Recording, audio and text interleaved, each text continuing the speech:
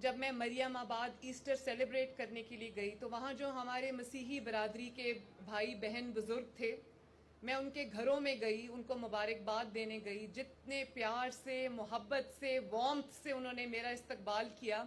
جو مسیحی ہماری مائیں تھیں، خواتین تھیں، انہوں نے گلے لگا کے مجھے اتنا پیار کیا، اپنے گھر پہ چارپائیوں میں پہ بٹھایا، اور وہ کھانا پینا جو وہ خود کھاتے ہیں وہ ہمیں آفر کیا.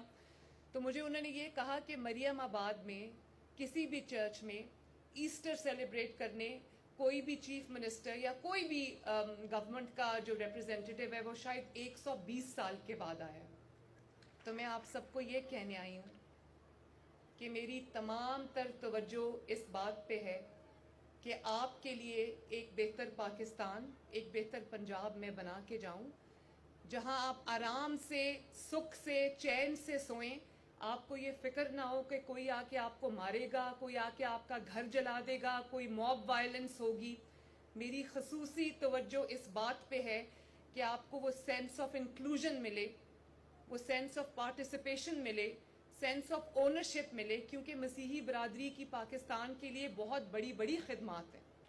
اور مجھے پتا ہے کہ آپ لوگ دل سے پاکستانی ہو، پاکستان سے محبت کرتے ہو. تو میرا دل چاہتا ہے، ابھی انہوں نے کہا کہ آپ کا جو بجٹ ہے وہ ہم نے 200% بڑھا دیا ہے. میرا بس چلے تو میں یہ 5000% آپ کا جو بجٹ ہے وہ بڑھا دوں.